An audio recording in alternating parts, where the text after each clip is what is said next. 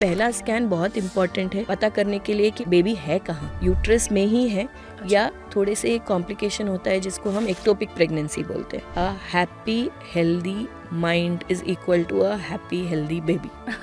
एक support system बनाने से ये चीज़ काफ़ी हद तक कंट्रोल हो सकती है। आपका जो difficult phase of first 3 months जिसमें स्ट्रेस ज़्यादा होता है, हार्मोनल इम्बैलेंसेस को कॉज करता है। क्या कोई ऐसे खाने की चीज़ें हैं जो अवॉइड करनी चाहिए या स्पेसिफिकली खानी चाहिए? ये ध्यान रखना है कि you should have a balanced diet. क्या है ये मॉर्निंग सिकनेस, कैसे इसको नेचुरली इसको कॉम्बैट कर सकें? पूरा दिन आपको वॉमिटिंग सेंसेशन प्रेगनेंसी कंफर्म होने के पहले से ही स्टार्ट हो जाता है। फूड क्रेविंग्स और मूड स्विंग्स होती हैं, क्या ये भी हार्मोन्स के साथ ही रिलेटेड होती हैं? ये बहुत कॉमन है और ये डेफिनेटली हार्मोन्स की वजह से है। जैसे मूवीज में दिखाते हैं थोड़ा सा उल्टी वाला सेंसेशन या उल्टियाँ होना, ये सब हो सकता है।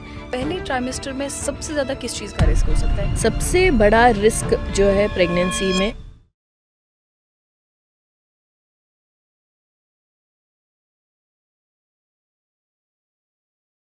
हाय फ्रेंड्स, आज हम बात करने वाले हैं प्रेगनेंसी के फर्स्ट मंथ या पहले महीने के बारे में। एक ऐसा महीना जिसमें हर माँ एक्साइटमेंट, कंफ्यूजन और फ्रस्ट्रेशन हर ऐसी चीज़ से गुजरती है। इतने सारे सवाल मन में आते हैं, क्या सही है क्या गलत है। तो उन्हीं सवालों का जवाब देने के लिए आज हमारे साथ हैं doctor Sneha Shetty, director Vriksh fertility centre and senior gynaecologist and fertility specialist. Hi doctor Sneha, welcome to the baby health podcast. Thank you Nargis, thank you. So doctor, मेरा पहला सवाल, पहले मंथ में हम प्रेगनेंसी कंफर्म कैसे करें? होम किट या जो होम टेस्टिंग किट्स जो हमारे फार्मेसीज वगैरह पे मिलते हैं, उनको किस स्टेज पे यूज़ करना चाहिए? सो प्रेगनेंसी कंफर्मेशन जो होता है, जैसे आपने कहा, प्रेगनेंसी कंफर्मेशन टेस्ट किट्स या यूरिन प्रेगनेंसी किट्स जो मार्केट में अवेलेबल होते हैं, उससे यूज़ करके हम यूरिन टेस्ट कर सकते हैं। ये टेस्ट यूजुअली हम करते हैं पीरियड के मिस होने के 1 हफ्ते बाद। तो आपका नॉर्मल पीरियड जिस डेट पे आना चाहिए, अगर उस दिन पे नहीं आया है तो आप 1 हफ्ता वेट कीजिए एंड उसके बाद में आप यूरिन प्रेगनेंसी टेस्ट घर पे ही करके कंफर्म कर सकते हैं। वंडरफुल। तो डॉक्टर, प्रेगनेंसी के जो अर्ली सिम्टम्स होते हैं या अर्ली साइंस होते हैं, क्योंकि कई बार ऐसे मैंने सुना है कि कुछ लोगों को कुछ हफ्ते तक बिल्कुल अंदाज़ा नहीं लगता है कि वो प्रेग्नेंट है, या कुछ मदर्स ऐसी भी होती हैं जहाँ पहले हफ्ते से ही कुछ कुछ सिम्टम्स आने लगते हैं। तो आप हमें प्रेगनेंसी के अर्ली सिम्टम्स या अर्ली साइंस के बारे में बताइए, और ये भी बताइए कि क्या ये हर मदर अलग एक्सपीरियंस करती है? सो नॉर्मली क्या होता है, हर एक वुमेन का अलग अलग सिम्टम्स होता है। इन जनरल सिम्टम्स जो होते हैं कि आपको पीरियड आपका मिस हो जाता है, जी। ब्रेस्ट टेंडरनेस हो सकता है एंड आपको नौसिया जैसे मूवीज़ में दिखाते हैं थोड़ा सा उल्टी वाला सेंसेशन या उल्टियाँ होना, ये सब हो सकता है। थकावट ज़्यादा महसूस करना, ये सारे नॉर्मल सिम्टम्स है। बट ज़रूरी नहीं है कि हर एक औरत को जो प्रेग्नेंट है उनको ये सिम्टम्स, सारे सिम्टम्स रहे। ये नॉर्मली होता है अगर किसी को हार्मोनल इम्बैलेंस है। तो प्रेगनेंसी में जो हार्मोन्स होते हैं, ईस्ट्रोजन एंड प्रोजेस्टेरोन, ये सब बढ़ जाते हैं। तो इन हार्मोन्स की वजह से ये सिम्टम्स जो है वो होते हैं। तो हर किसी का बॉडी अलग होता है, बिल्कुल। तो उसके हिसाब से उनका रिस्पॉन्स भी अलग रहता है। तो हर किसी को अलग अलग सिम्टम्स हो सकते हैं या बिल्कुल सिम्टम्स नहीं भी हो होना, सकते हैं। ऐसा भी हो सकता है। ओके, सो आई थिंक उसमें तो हर एक्सपेक्टिंग मदर की कंफ्यूजन और स्ट्रेस का तो कोई हद ही नहीं है कि कितनी स्ट्रेस हो सकती है, because I remember going through some of these phases myself. तो डॉक्टर, उसी इनिशियल फेज में स्पॉटिंग के बारे में बहुत बात की जाती है कि स्पॉटिंग या हल्की ब्लीडिंग होना, is that normal doctor? Spotting थोड़ा सा भी, अगर एक बार आपको पता चल गया कि आप प्रेग्नेंट हो जी। और द मोमेंट आप एक थोड़ा सा भी ब्लीडिंग देखते हैं, चाहे वो स्पॉटिंग रहे या बहुत ज़्यादा, हर किसी को डर लगता है कि बिल्कुल। शायद ये मिसकैरेज होने वाला है। जी। तो स्पॉटिंग नॉर्मल होता है थोड़ा बहुत प्रेगनेंसी में, जिसको हम बोलते हैं इम्प्लांटेशन स्पॉटिंग या इम्प्लांटेशन ब्लीडिंग बोलते हैं। मतलब जब बच्चा बैठ के बढ़ता है इनिशियल टाइम पे थोड़ा सा स्पॉटिंग हो सकता है। आपको केयर लेना है कि अगर ये ब्लीडिंग हो रहा है या क्रैम्प्स बहुत ज़्यादा हो रहे हैं, पेट में आपको बहुत ज़्यादा दर्द जैसा हो रहा है, तो आपको इमीडिएटली अपने डॉक्टर को कंसल्ट करना है। बट थोड़ा बहुत spotting can be normal. Okay doctor, so पहले ट्राइमेस्टर में सबसे ज़्यादा किस चीज़ का रिस्क हो सकता है? क्या ऐसी चीज़ें हैं जो ध्यान में रखनी चाहिए वो फर्स्ट ट्राइमेस्टर के लिए? सबसे बड़ा रिस्क जो है प्रेगनेंसी में पहले 3 महीने में रिस्क होता है मिसकैरेज का। जी। तो हम क्या कुछ कर सकते हैं उसको अवॉइड करने के लिए या उससे बचने के लिए आपको ध्यान देना है कि आप कोई फिज़िकल स्ट्रेन ना लें। मतलब कोई भारी वज़न उठाना या झुक के कुछ काम करना, हेवी एक्सरसाइजेस करना, ऐसी चीज़ों को आप अवॉइड करें। दूसरा, स्मोकिंग, अल्कोहल ऐसे चीज़ों से आप दूर रहें। एंड तीसरा, आप दवाई बराबर टाइम पे लें, जो सप्लीमेंट्स आपको अपने डॉक्टर ने दिया है, एंड अपना विजिट्स आप अच्छे से कंप्लीट करें। डॉक्टर विजिट्स आप टाइम पे फॉलो अप करें।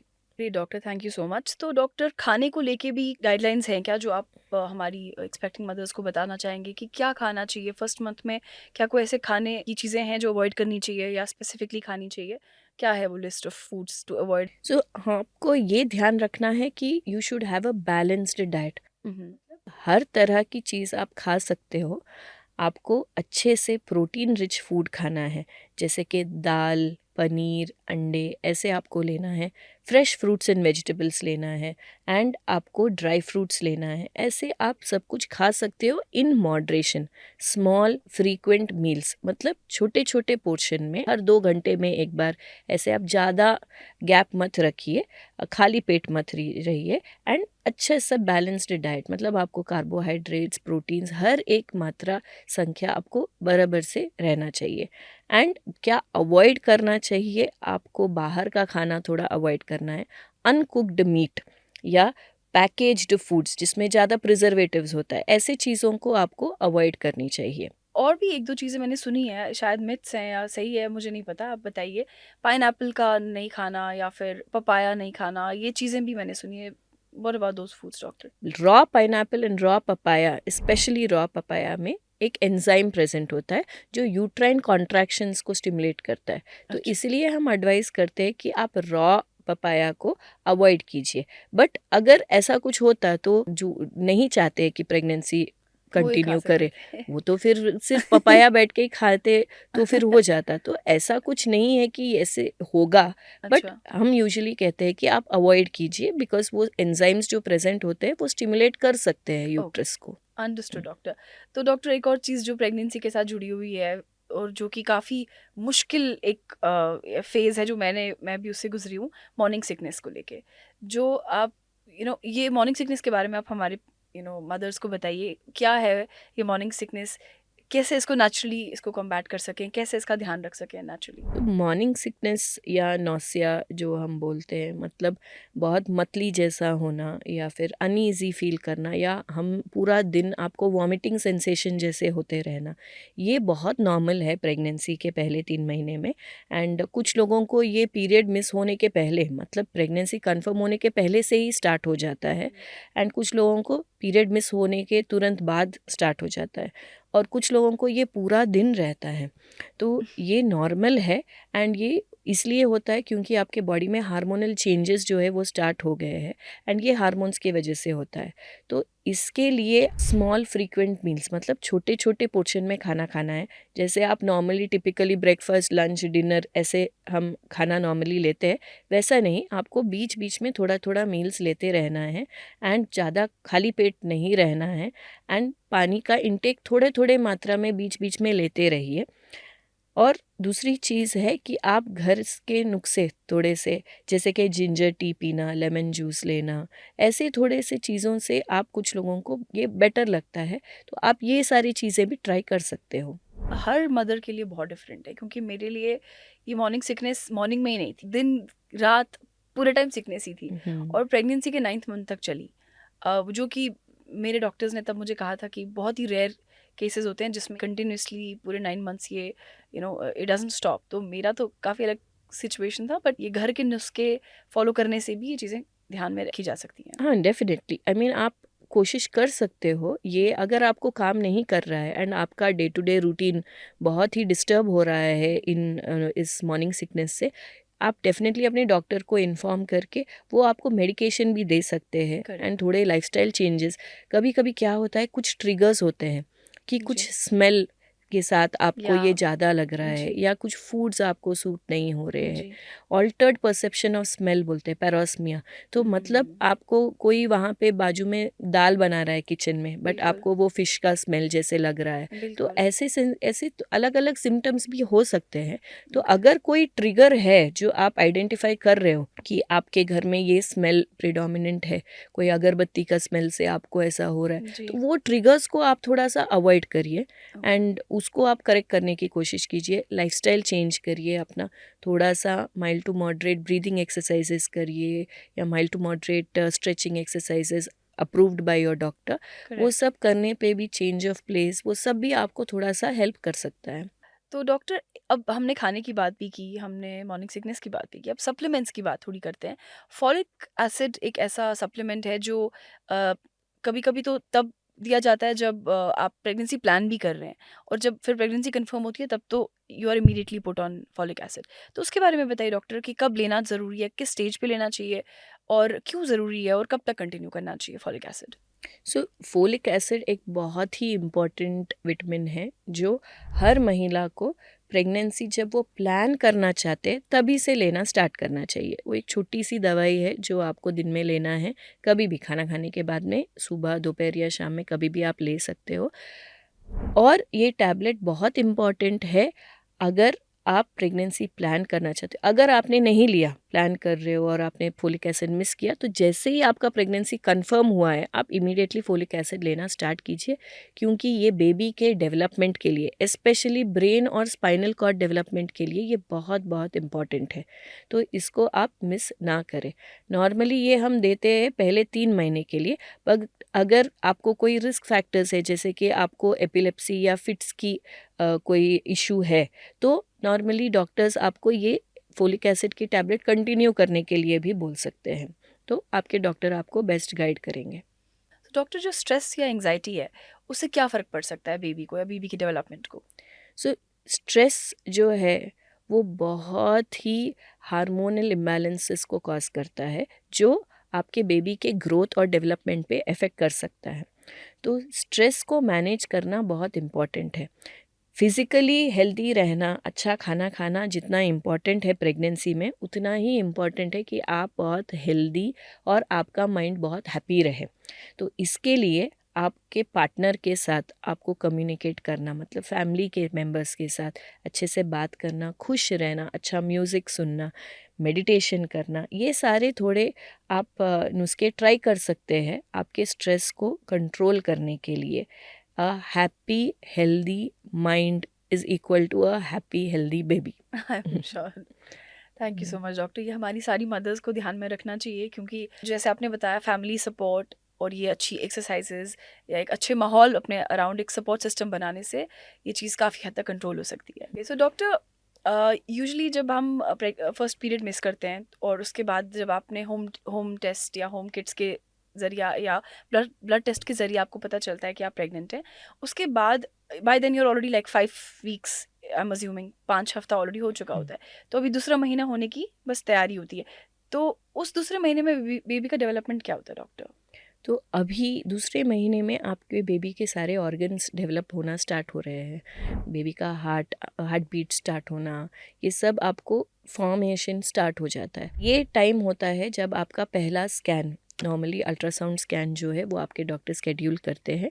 एंड जो माता पिता जो है, मदर फादर का ये most important and emotional moment होता है, जब वो बेबी का हार्ट बीट, जो कार्डियक फ्लिकर होता है बेबी का फॉर्मेशन के टाइम पे, हमको छोटा सा बटरफ्लाई जैसा ये हार्ट बीट फॉर्मेशन स्टार्ट होता है, वो स्कैन में दिखना शुरू हो सकता है। तो डॉक्टर, वो पहला अल्ट्रासाउंड जैसे आपने बताया वो कब होना चाहिए, क्या वो भी उसमें भी डिफरेंस आता है कि वो फ्लिकर या जो आपने हार्ट बीट बताया वो उसका कोई एक वीक मार्क है कि इस वीक में करना चाहिए, या फिर क्या वो सब के लिए अलग होता है या फिर सेम होता है। नॉर्मल बेबी के डेवलपमेंट के टाइम पे 6 से 7 हफ्ते में बेबी का हार्ट बीट फॉर्मेशन स्टार्ट हो जाना चाहिए। अच्छा। तो प्रेगनेंसी का स्कैन जो है पहला, नॉर्मली हम उस 6 वीक्स के अराउंड हम करते हैं। ये इसलिए करते हैं कि हमको पता चलना चाहिए कि बेबी है कहाँ, यूट्रस में ही है अच्छा। या थोड़े से एक कॉम्प्लिकेशन होता है जिसको हम एक्टोपिक प्रेगनेंसी बोलते हैं। अच्छा। कभी कभी प्रेगनेंसी गर्भ के बाहर मतलब ट्यूब में प्रेगनेंसी रह जाना, एक्टोपिक ट्यूबल प्रेगनेंसी, ऐसे कंडीशंस भी हो सकते हैं। तो इसलिए पहला स्कैन बहुत इम्पॉर्टेंट है पता करने के लिए कि बच्चा कहाँ बढ़ रहा है, ट्यूब में ही बढ़ रहा है या जैसे नॉर्मली हेल्दी यूट्रस में गर्भाशय में बढ़ रहा है या नहीं। दूसरा, कितने हैं प्रेगनेंसीज, ट्विंस हाँ। तो नहीं है या अच्छा। सिंगल बेबी है, वो अच्छा। हमको पता करने के लिए। तीसरा, क्या ग्रोथ वाइज जितना ये हफ्ते में 6 हफ्ते में जितना हमको ग्रोथ साइज दिखना चाहिए, क्या उतना प्रेगनेंसी दिख रहा है या कुछ कॉम्प्लिकेशन है, जैसे कि बेबी के ग्रोथ के बाजू में, सैक के बाजू में क्या कुछ ब्लड कलेक्शन है, ऐसा कुछ है या कुछ कॉम्प्लिकेशन कुछ दूसरा है, वो हम डायग्नोज कर सकते हैं। वाह डॉक्टर, ये तो मुझे एग्जैक्टली उस जर्नी में लेके जा रहा है जब हमने अपने बेबी का फर्स्ट हार्ट बीट सुना था, और अगले 2 दिन तक मैं उस हार्ट बीट को अपने दिमाग में चलाई जा रही थी कि इससे ज़्यादा ब्यूटीफुल शायद ही कुछ है।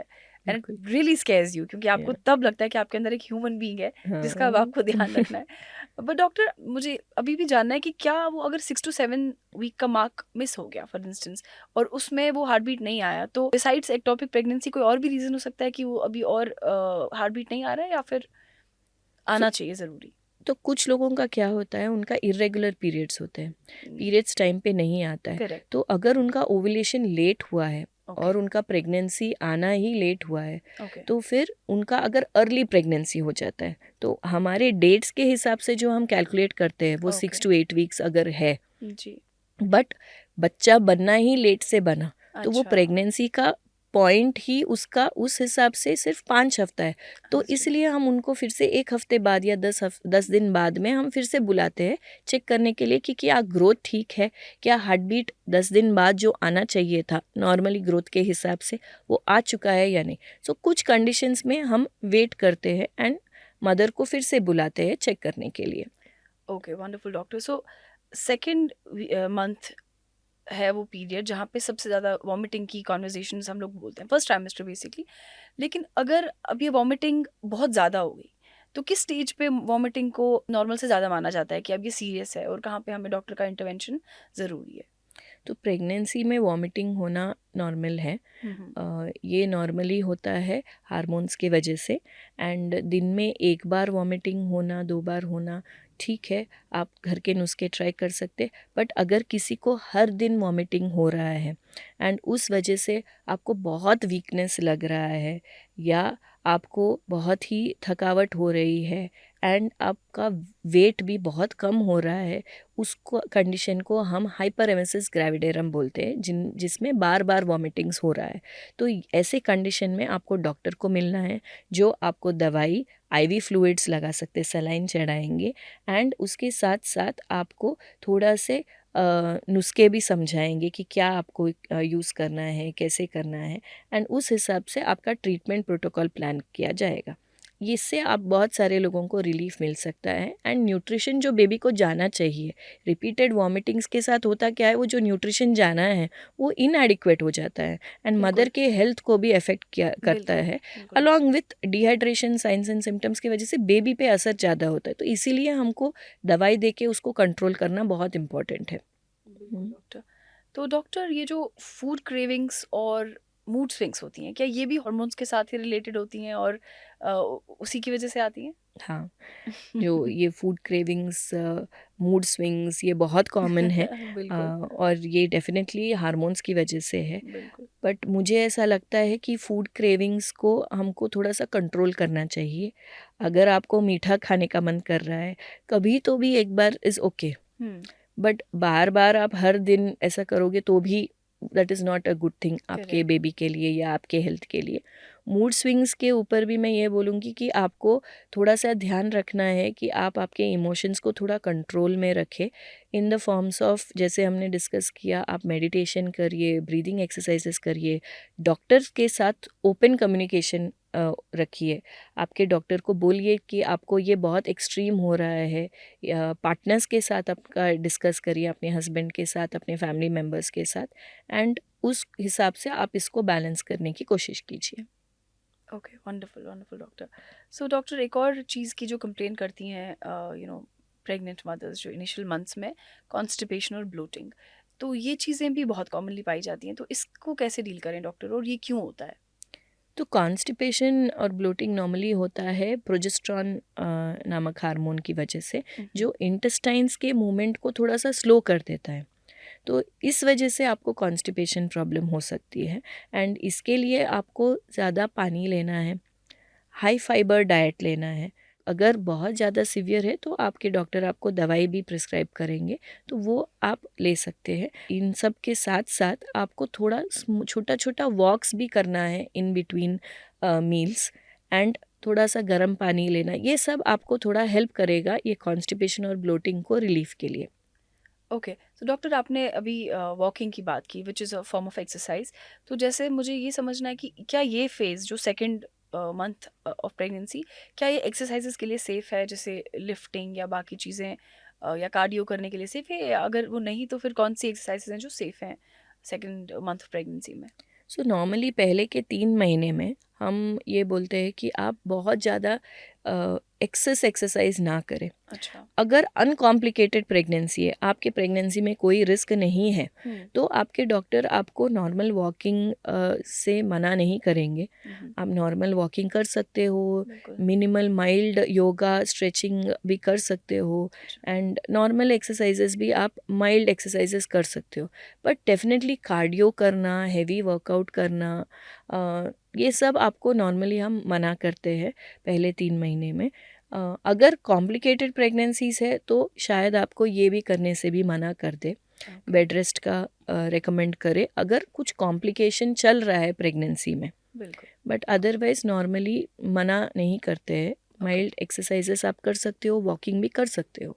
Okay, okay, great doctor. तो डॉक्टर ट्रैवलिंग को लेके थोड़ा-सा गाइडेंस दे दीजिए कि ट्रैवलिंग सेकंड मंथ में क्या वो सेफ रहता है, नहीं रहता है, कैसा क्या करना चाहिए? And by travel I mean हर तरह का ट्रैवल, फ्लाइट से या फिर ट्रेन से, बसेस से? नॉर्मली हम ये बोलते हैं कि अननेसेसरी ट्रैवल को अवॉइड कीजिए पहले ओके। 3 महीने में। Okay. Short distance, smooth distance travels अगर है तो आप कर सकते हो बिल्कुल। प्रेगनेंसी का मतलब ये नहीं है कि आपकी दुनिया रुक जाए, आप कुछ काम ना करो, आप कहीं ना जाओ।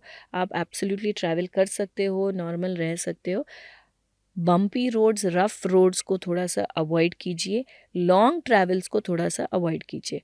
आप अगर अनकॉम्प्लिकेटेड प्रेगनेंसी है, कोई प्रेगनेंसी में कोई प्रॉब्लम नहीं है, रिस्क फैक्टर नहीं है, तो आप ट्रैवल कर सकते हो बाय फ्लाइट या बाय ट्रेन या बाय रोड। बट जैसे हमने डिस्कस किया, थोड़ा सा रफ रोड्स, बम्पी रोड्स को थोड़ा सा अवॉइड कीजिए। Long travel, unnecessary long travels को थोड़ा सा अवॉइड कीजिए। लेकिन क्या थर्ड मंथ तक वो चीज़ चेंज होती है? क्या ट्रैवल कर सकते हैं थर्ड मंथ में? जी बिल्कुल, आप ट्रैवल कर सकते हो। एंड आप अपने साथ अपना मेडिकल फ़ाइल कैरी कीजिए जहाँ भी आप जा रहे हो, किस जो भी मोड ऑफ़ ट्रैवल आप यूज़ कर रहे हो, ट्रेन में या फ्लाइट में या कहीं पे भी अगर लॉन्ग जर्नी कर रहे हो, तो अपने साथ थोड़ा स्नैक्स भी अपना कैरी कीजिए, एंड बॉटल वाटर भी आपके साथ रखिए। मेडिकल रिकॉर्ड्स कैरी कीजिए अपने साथ। ये 3 चीज़ों का आपको ध्यान रखना है। सो डॉक्टर, 12 वीक्स, 12 हफ्ते, या फिर जो अब तीसरा महीना जो सबसे इम्पोर्टेंट होता है फर्स्ट ट्राइमेस्टर के कंप्लीट होने का, तो तब तक तो इस प्रेगनेंसी के बारे में आप थोड़ा-थोड़ा जान गए होते हैं। आपको अपनी बॉडी को समझना शुरू करते हैं। आपके अंदर सिम्पटम्स भी आ गए होते हैं, वॉमिटिंग, मॉर्निंग सिकनेस, बहुत सारी चीज़ों के साथ आप डील करते हैं। सो ये थर्ड मंथ को बहुत ज़्यादा माइलस्टोन मंथ माना जाता है बहुत सारी चीज़ों को लेके। तो हमें आप थोड़ा बेबी की डेवलपमेंट के बारे में बताइए डॉक्टर, कि थर्ड मंथ में क्या बेबी के क्या-क्या ऑर्गन्स डेवलप होते हैं? थर्ड मंथ में बेबी के ऑलमोस्ट सारे ऑर्गन्स डेवलप हो चुके होते हैं। ओके। एंड ये बहुत ही एक्साइटिंग स्कैन माना जाता है जहाँ पे माँ भी देख पाती है कि बेबी का मूवमेंट स्टार्ट हो गया है, ओह! हाथ ओके। पैर थोड़ा सा मूव हो रहा है, एंड हेड, बॉडी, लिम्स सब फॉर्म हो फॉर्म हो गए हैं। चुका है। दो माँ को वो परसेप्शन नहीं होता है, मतलब मूवमेंट्स महसूस अभी आना नहीं होता है, बट फिर भी मूवमेंट्स अंदर चलना स्टार्ट हो गया है, एंड सारे ऑर्गन्स फॉर्म हो चुके होते हैं ये थर्ड मंथ में। सो डॉक्टर, अभी जो ये पहला ट्राइमेस्टर या थर्ड मंथ जब कंप्लीट होने वाला होता है, तो क्या इसका मतलब है अब हम जो प्रिकॉशंस पहले ले रहे थे अभी वो लेने की ज़रूरत नहीं है, और थोड़ा रिलैक्स्ड एक मदर फील कर सकती है? हाँ बिल्कुल, आपके सिम्टम्स भी आपको बेटर लगने लगते हैं, हुँ, बहुत ही एक्साइटिंग लगने लगता है। हुँ, एंड थर्ड मंथ जब आपका कंप्लीट होने वाला है, आपके ओवरऑल मूड भी आपको एनर्जेटिक लगने लगता है। तो इट इज़ मोर ऑफ थोड़ा-सा अच्छा वाला प्रेगनेंसी का स्टेज जो है वो शुरू हो गया है। तो बहुत ज़्यादा प्रिकॉशंस लेने की ज़रूरत नहीं है, क्योंकि मिसकैरेज का रिस्क जो है पहले 3 महीने में मैक्सिमम होता है, वो रिस्क थोड़ा कम हो गया है। तो इसीलिए बट अगर कॉम्प्लिकेशंस कुछ है तो उस हिसाब से आपको आपके डॉक्टर्स बोलेंगे। बट आपके दवाई आपको टाइम पे लेना है, बैलेंस्ड डाइट आपको बिल्कुल अपना कंटिन्यू करना है, एंड बहुत ज़्यादा हेवी स्ट्रेनियस एक्सरसाइजेज या हेवी लिफ्टिंग वाले चीज़ों को आपको अभी भी थोड़ा सा अवॉइड करना ही चाहिए। ओके डॉक्टर, तो एक और सवाल जो काफ़ी मदर्स पूछना चाहती हैं है इंटीमेसी के बारे में। सो क्या फर्स्ट ट्राइमेस्टर के एंड के पीरियड में इंटीमेसी इज़ दैट सेफ, क्या वो सही रहता है? अगर कोई रिस्क फैक्टर नहीं है तो जनरली प्रेगनेंसी में इंटीमेसी रह सकते हैं, इंटीमेसी कर सकते हैं, ऐसा कुछ नहीं करना रूल ऐसा प्रेगनेंसी में नहीं है। बट मिसकैरेज का हिस्ट्री है, या अगर आपको कोई क्रैम्प्स हो रहे हैं बहुत ज़्यादा, एब्डोमिनल क्रैम्प्स, पेन, पेट में बहुत पेन हो रहा है, क्रैम्प्स हो रहे हैं, तो आप अपने डॉक्टर को दिखाइए, रूल आउट कीजिए कि कोई दूसरा कॉम्प्लिकेशन चल नहीं रहा है, कोई प्रॉब्लम नहीं है, एंड ताकि हम repeat miscarriage, mid trimester abortion बोलते हैं, मतलब दूसरे ट्राइमेस्टर में भी मिसकैरेज होने का चांसेस होता है अगर गर्भाशय का मुंह, जिसको हम सर्विक्स बोलते हैं, वो अगर बहुत छोटा है या कुछ प्रॉब्लम्स है, तो उन केसेस में हम इंटीमेसी का भी आपको अवॉइड करने के लिए बोल सकते हैं। डॉक्टर, अब क्रेविंग्स की तो हमने इससे पहले बात की है, और उसके साथ और हार्मोनल चेंजेस जो बॉडी में आती है, वेट गेन तो प्रेगनेंसी के साथ अक्सर माना जाता है कि होता ही है। तो डॉक्टर, कितना वेट गेन नॉर्मल है फर्स्ट ट्राइमेस्टर के एंड में? ज़्यादा नहीं, 1-2 kg आपका बढ़ सकता है। कुछ लोगों में हार्मोन चेंजेस के वजह से, इमोशनल एडजस्टमेंट्स के वजह से वेट गेन नहीं होता है, या कुछ लोगों में थोड़ा सा वेट लॉस होता है उल्टियों के वजह से या ना खाने की वजह से, कंटिन्यूस नौसिया, मॉर्निंग सिकनेस की वजह से वेट लॉस भी हो सकता है। तो अगर ऐसा भी है बट बेबी का ग्रोथ एंड डेवलपमेंट अच्छा चल रहा है, तो प्लीज़ आप वरी मत कीजिए। फर्स्ट ट्राइमेस्टर में या तीसरे महीने की अब हम बात कर रहे हैं, उसमें कौन से ब्लड टेस्ट्स और स्कैन सबसे इम्पोर्टेंट होते हैं? जो 12 वीक्स में 11 से 13 हफ्ते के बीच में हम ये स्कैन करते हैं, जिसको एनटी स्कैन या न्यूकल ट्रांसलूसेंसी स्कैन बोलते हैं। बेबी के नेक के पीछे थोड़ा सा फ्लूइड कलेक्ट हो जाता है, जिसको हम मेजर करते हैं, उसको न्यूकल थिकनेस बोलते हैं, वो मेजर करते हैं। तो वो स्कैन बहुत बहुत इम्पॉर्टेंट है। और उसके साथ साथ आपको एक ब्लड टेस्ट बोला जाता है, जिसको आप ड्यूअल मार्कर या डबल मार्कर ब्लड टेस्ट कहते हैं। ये जो कॉम्बिनेशन है, ये स्कैन और ये ब्लड टेस्ट का, वो हमको बताता है कि कोई जेनेटिक रिस्क तो नहीं है बेबी में। तो ये हर एक महिला जो प्रेग्नेंट है उनको करना बहुत इम्पॉर्टेंट है। एक स्क्रीनिंग टेस्ट होता है ताकि हम मेजर जेनेटिक प्रॉब्लम्स को डिटेक्ट कर सकें। Okay, wonderful doctor. So doctor, अगले ट्राइमेस्टर के लिए जो है फोर्थ, फिफ्थ और सिक्स्थ मंथ, उसके लिए मेंटली और फिजिकली एक मदर खुद को कैसे प्रिपेयर कर सकती है? 4th मंथ के लिए प्रिपरेशन के लिए नॉर्मली हम बोलते हैं कि आप अपना नॉलेज बढ़ाइए, प्रेगनेंसी बुक्स को थोड़ा सा पढ़िए, एंड अपने डॉक्टर से बात कीजिए कि क्या आपको एक्सपेक्ट करना चाहिए, चेंजेस की क्या होंगे, कैसे आपको थोड़े से प्रिपरेशन के लिए क्या कुछ दवाइयों का चेंज करना है, कुछ ब्लड टेस्ट करना है, कुछ एक्स्ट्रा विटामिन्स का सप्लीमेंट्स आपको लेना है, वो सब आपको आपके डॉक्टर समझाएंगे। एंड फैमिली के साथ आप थोड़ा सा पॉजिटिव एनवायरनमेंट बनाइए, अच्छे से खाना खाइए, एंड थोड़ा सा इमोशनली भी थोड़ा सा स्ट्रांग हो जाइए, क्योंकि अभी आपका जो difficult phase of first 3 months जिसमें स्ट्रेस ज़्यादा होता है, ये सब ज़्यादा है, वो थोड़ा कम हो रहा है। बिल्कुल। तो आप भी थोड़ा सा एक्साइटेड रहोगे, आपका बॉडी भी अच्छा आपको लगने लगेगा, मूड स्विंग्स भी थोड़ा कम हो जाएंगे, नौसिया भी कम हो जाएगा, तो आप थोड़ा इन्जॉय करना स्टार्ट कर सकते हो।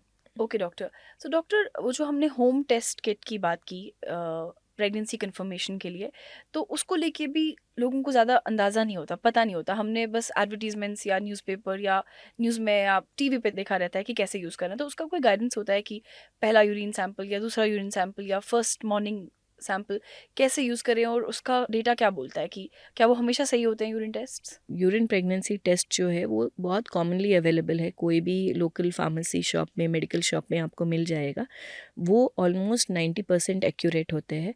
आपके पीरियड मिस होने के 1 हफ्ते बाद में पहला सुबह की उस सैंपल के साथ आप 2 ड्रॉप यूरिन को उस टेस्ट किट में आपको एक वेल दिखाया जाएगा जहाँ पे आपको ड्रॉपलेट डालना है। उस किट के साथ एक बुकलेट आता है जिसमें पिक्चर्स भी दिया जाता है, आपको क्लियर इंस्ट्रक्शंस देंगे। बिल्कुल। नहीं तो भी आपको वो मेडिकल शॉप वाले या आपके डॉक्टर आपको समझाएंगे कैसे यूज़ करना है। 1 लाइन आया मतलब नेगेटिव है, 2 लाइन आया तो पॉजिटिव है। सुबह की यूरिन हम इसीलिए सजेस्ट करते हैं क्योंकि उसमें हार्मोन कॉन्सेंट्रेशन ज़्यादा होता है, ओके। तो उसके साथ टेस्ट करने पे हमको बेटर रिजल्ट मिलता है। एंड एक बार पॉजिटिव आ गया तो प्लीज़ आपके डॉक्टर को आप उस रिपोर्ट के साथ मिलिए। वो आपको ब्लड टेस्ट करना है या डायरेक्ट अल्ट्रासाउंड स्कैन करना है, उस हिसाब से प्रेगनेंसी कंफर्मेशन के बारे में वो आपको बोलेंगे। परफेक्ट। तो thank you so much doctor Sneha. I am sure आपने मेरे या जो भी एक्सपेक्टिंग मदर्स हैं उनके बहुत इंपॉर्टेंट सवाल आपने आज आंसर किए। जो पहले 3 महीने के जो भी कन्फ्यूजन्स होते हैं, जो भी खुशी के साथ एक्साइटमेंट, जो भी स्ट्रेस वाले सवाल होते हैं, आई एम श्योर ये पॉडकास्ट सुन के उनके बहुत सारे कन्फ्यूजन्स आज क्लियर होंगे। सो फ्रेंड्स, ऐसे सवालों के जवाब सुनने के लिए और ऐसी कॉन्वर्जेशंस के लिए देखते रहिए बेबी हेल्प पॉडकास्ट, जहां हम ऐसे ही गेस्ट्स को लेके आएंगे। आज के एपिसोड को लेके अगर आपके और कुछ सवाल हैं डॉक्टर स्नेहा से, तो आप डेफिनेटली कमेंट सेक्शन में हमें ये सवाल पूछ सकते हैं, या आप डॉक्टर स्नेहा को वृक्ष फर्टिलिटी सेंटर बैंगलोर में रीच आउट करके भी अपने सवालों का जवाब ले सकते हैं। Thank you so much for watching.